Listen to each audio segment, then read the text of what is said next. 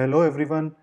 Today I brought to you a case study of a very interesting company which is not the talk of the town, but it is slowly making a very strong mark in the chemicals market and it has a very bright future. So before we begin, do subscribe to my channel and do consider joining it because we are discussing a lot of stock specific ideas, analysis and news, views and lots of interesting things in our community. And you can also join my Telegram channel wherein I keep sharing a lot of interesting stuff. So let's get started. Sumitomo Chemicals is today's stock which we are analyzing. Sumitomo Group has a very huge and a very long history. Sumitomo Group started their business in Japan more than 400 years ago. Can you imagine? There are many independent listed companies of this group across the globe. And one of that company is Sumitomo Chemical Company Limited in Japan, which was founded in 1913, and Sumitomo Chemical India Limited is a subsidiary of that company. Sumitomo Chemical Company, which is Japan based, it is the leading chemical company in Japan with a financial year 20 turnover of about 20.5 billion USD. It holds more than 12,600 patents. So by this you can understand the scale of operations of that group and that company. And out of this 12,600 patents, 34% of the patents are into health and crop sciences. So this becomes their major business focus area. SCIL, which is Sumitomo Chemical India Limited, is the flagship company of Sumitomo Japan. And they want to capture the Indian market, or they want to make a big position in the Indian market through Sumitomo Chemical India Limited. Let's discuss the management of this company. The chairman of this company is Mr. Mukund Govindji Asher. He has a good track record in the past. He is a professional fellow at National University of Singapore, advisor to governments in Asia, IMF, Asian Development Bank, PFRDA of India, Government of Gujarat and World Bank. So by this you can understand his profile is very good and he is a very knowledgeable person leading the company. The managing director of this company is Mr. Chetan Shantilal Shah, who has 43 years of experience in this industry. Can you imagine? He's an MBA from Northrop University, US. So his profile is also very credible and his experience also adds a lot of value to this company. Now let's understand the group structure. Sumitomo Chemical Japan is the parent company, and there are two subsidiaries, Sumitomo Chemical India Limited and Excel Crop Care Limited. Recently, the last couple of years before, Excel Crop Care Limited got merged into Sumitomo Chemical India Limited itself. So now the subsidiaries of Excel Crop Care have become the subsidiaries of Sumitomo Chemical India. Excel Crop Care Africa, Australia and Europe. These are the three subsidiaries of Excel Crop Care which are now the subsidiaries of Sumitomo India. Now let's understand the pre-merger structure. Sumitomo Chemical Japan had 100% stake in Sumitomo India before the merger, and Japan and Indian companies jointly, Indian company held about 20% and Japanese company held about 45% in Excel Crop Care, and 35% of Excel Crop Care were held by the public shareholders. After the merger, now Sumitomo Chemical Japan holds about 80% shares in Sumitomo Chemical India and the remaining about 20% is held by the public and others. As per the SEBI guidelines, they are supposed to reduce the 80% stake to 75% if they want to remain like a listed entity. So the company is already on that path. They have reduced from 80 to 78% already, and in the recent OFS, they have gone down to 75%, which is within the limits as allowed by the SEBI regulations. Now let's talk about the merger a little in detail. The Excel Crop Care was earlier a subsidiary of Sumitomo Chemical Japan. With effect from April 1st, 2018, this merger has happened, and during the merger, 51 equity shares of Sumitomo Chemical India were given to for every 2 shares of Excel Crop Care. And this company got, after the merger, Sumitomo Chemical, from an unlisted company, they became a listed company in India, and they got listed on January 27th, 2020 on NSE and BSE. So if you see the charts, you will see only from this time frame. Promoters holding of Japanese company got reduced from 100 to 80% as we discussed as on March 31st. As on June 2020, they sold another 2% and came down to 78. and within 1 year, as they are supposed to reduce to 75, the OFS of 3.3 recent in September 30th and October 1st, that will reduce it to 75% at a floor price of 270. So this was a recent development. Now let's discuss the milestones of this company. In 2000, Sumitomo Chemical India Limited was established as a sales company, and Sumitomo Chemical Enviro Agro India was established as a insecticide manufacturing company. So they came into India by establishing two companies. In 2002, they started agrochemicals manufacturing. In 2007, they started their Delhi office. In 2011, they started animal nutrition business, as this company wants to diversify into different business segments. In 2016, they acquired Excel Crop Care, and 2 years later, they merged it with the Sumitomo Chemical India Limited. In 2020, as you know, they got listed on BSE, NSE. The Sumitomo Chemical India got listed. So these are the different milestones of this group. Now let's understand the business model. They are into manufacturing of different chemicals, out of which agrochemicals is their main product. They are into exports of chemicals to other countries. They are also into import of chemicals from their parent company and selling in India. So they are into both exports and imports. They have 5 manufacturing facilities in India, 13,000 plus distributors, 40,000 plus dealers, 190 plus brands, 25 plus patents, 200 plus product registrations, 1500 plus employees, and the revenue distribution is about 80% locally and 20% exports. One strong point about this Indian company is that they are well diversified. Top 10 products of this company contribute less than 50% of their total revenue. So diversification in one way is a very strong point, as even if some products are banned or some products stop performing, the revenue of a company as a whole will not get much affected. No product or molecule, a single product or molecule, holds more than 15% of the total revenue. So this is again the same thing. Diversified into different key crops, and they are diversified into different geographies. So in terms of geographies, in terms of products, they are well diversified. In terms of customer segments also, they are diversified. They are focused in selling to premium customers, and they also have economical range of products. So in all these respects, they have quite a well diversified portfolio, which gives a very strong point of this company.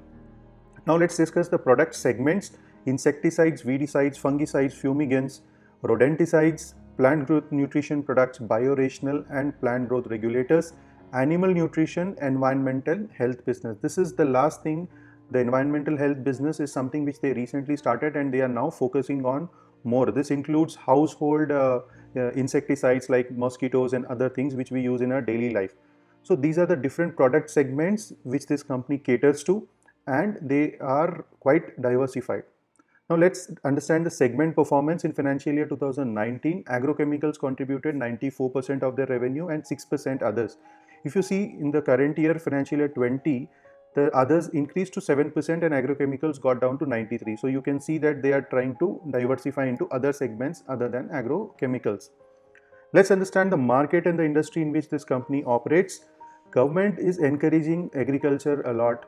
They are providing subsidies to farmers, and they have set a 2% higher target year on year to get the more yields in this year.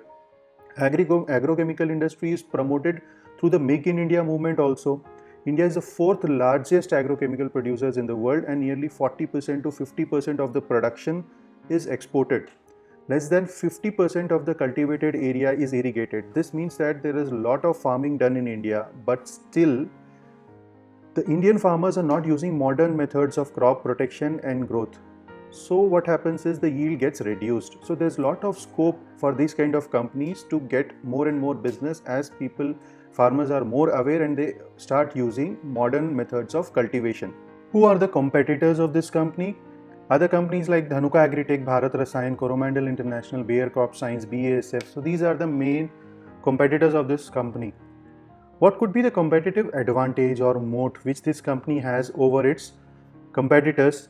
The quality standards and the certifications which this company has could be an advantage to them. They have market leadership in certain specific products in this industry. They are trying to maintain dual brands where they want to serve both the types of segments where people are ready to buy premium products as well as economical products. They reach out to the farmers very well, and they have a very good farmer connect. The manufacturing facilities could be an advantage to them when compared to the new entrants in the industry. Globally, they have a lot of support, they have a lot of patents and varieties of products, technology and R&D, which gives them an advantage over the others. Their distribution network, the brand advantage, they are both into chemical and biological products, which is very rare to be seen in this sector. And they are also focusing on environmental friendly products, looking at the future of this industry. And we have discussed earlier, diversification could be a very big advantage to them. Now let us discuss the growth prospects of this company going further. They want to utilize their manufacturing facilities which they have recently expanded to the fullest so that their margins increase and their costs go down. And they want to expand the capacities further of certain products. Product and process innovation is what they continue to do so that the yield or the production increases in terms of raw material production. Consumption, it is less and the yield increases and the costs obviously go down. Agricultural sector is expected to perform very well. That's why agrochemicals also will be doing well. As we discussed, they will get an advantage of the Make in India movement in India. And after merger, since Excel Crop Care also has a variety of products, their product range has expanded. In the environmental health segment, the insecticides are expected to grow more than 10% year on year. And as you know, this sector was not much impacted by COVID, which is again a good sign. And in India, they want to penetrate further in the Indian market, and exports are also a focus to increase from 20% revenue. If you see in the last 10 years, this company has grown more than 10 times. This includes the merger of Excel Crop Care, but if you exclude that, also organically this company has grown more than 5 times in terms of revenue. And they have about 9 new products in pipeline, which are combination products and 2 technical products, which shows that this company is continuously innovating and launching new and new products in the market. What could be the possible risks which this company faces? There could be a proposed ban by the government on certain products which worries this company, although they are objecting to that and filing for a waiver of that ban.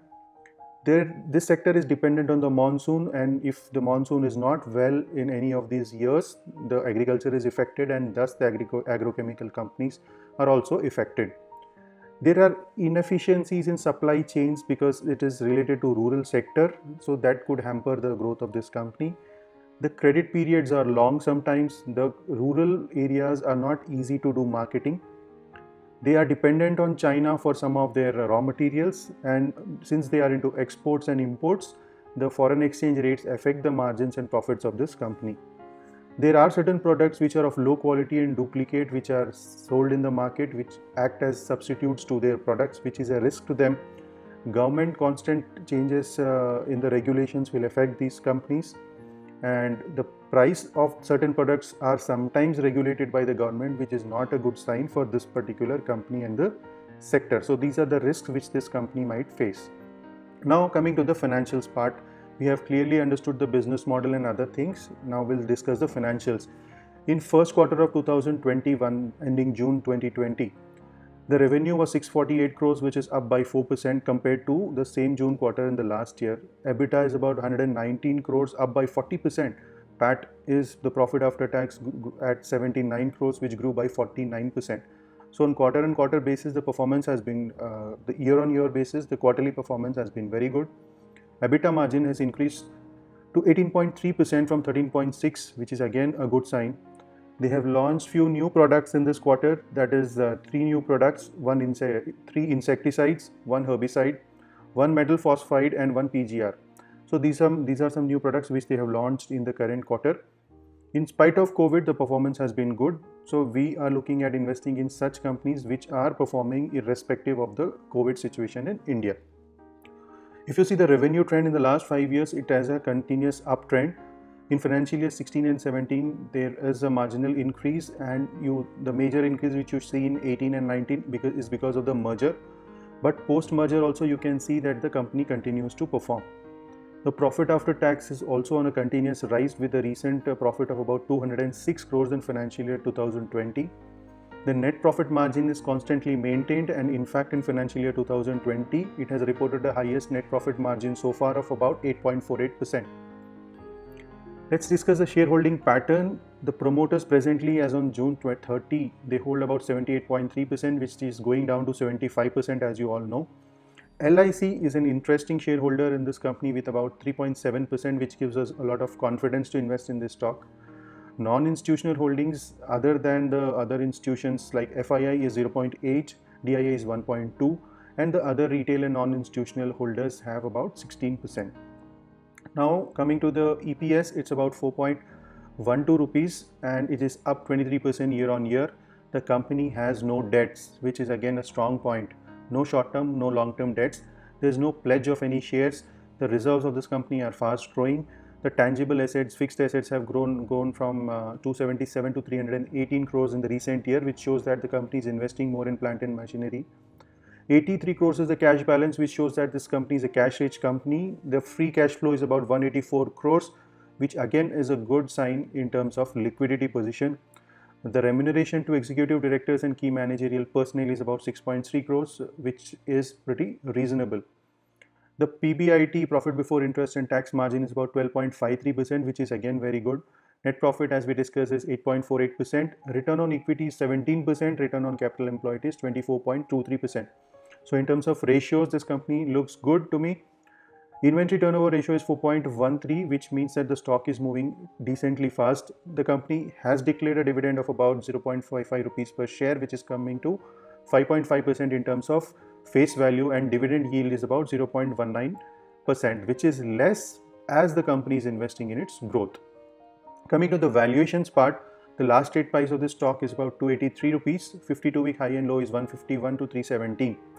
The last 1 year, which is from Jan 2020, it has given a return of about 41%. The market cap is 14,135 post merger. So this is a mid cap company. P ratio is 60, which is high. Industry P is about 20-25. PB ratio is 11.69, which is again on the higher side. EPS is 4.66, which is TTM. Intrinsic value as per Benjamin Graham's formula comes to around 125 rupees. So in terms of valuation, I find this stock a little overvalued, and if you choose to enter this stock, you should wait for some correction. Now let's discuss some support levels or entry points of this stock. I found two support levels for this stock. One is about 260 rupees and another it at 220. So if you want to get into, if you are aggressive investors and you want to get into this stock sooner, you can get it at 260 and later average it at 220. And if you are a kind of a safe trader, then you can get it at around 220 levels. Not many major news and announcements. The recent OFS, as we have discussed, reducing the shareholding of promoters to 75%, and the government is considering ban on certain products which this company and the entire industry is objecting to, which could be a concern in the recent price movements. So this is about Sumitomo Chemicals India. I hope you like the video. Let me conclude and give my view on this. So it's a large-scale company with a very good history and promoter background. It has a global support of the parent company. They continuously launch new products and they have strong patents. The company is a market leader in certain products. They have a lot of brand advantage. The growth is very good. They have grown more than 10 times in the last 10 years. They are well diversified and safe and not affected much due to any market fluctuations. The merger will unlock a lot of synergies and advantages of this group. There are no debts in this company. The margins and returns are very good. The synergies of merger will be an advantage. There could be competition which might affect this company as there are other strong players in the same industry. Valuations are on the higher side, and that's why you should be entering it at a very decent price level. So overall, the stock is good. The company's performance and fundamentals are very good. But if you want to enter into it, you should get at a suitable price level. So thank you for watching this video. I hope you like it. Do consider joining my channel. That's where we are discussing a lot of stock specific views and ideas in the market analysis. Don't forget to subscribe and hit the bell icon so that you get an alert whenever I make a new video. Do consider joining my Telegram channel. Thanks for watching and have a great day.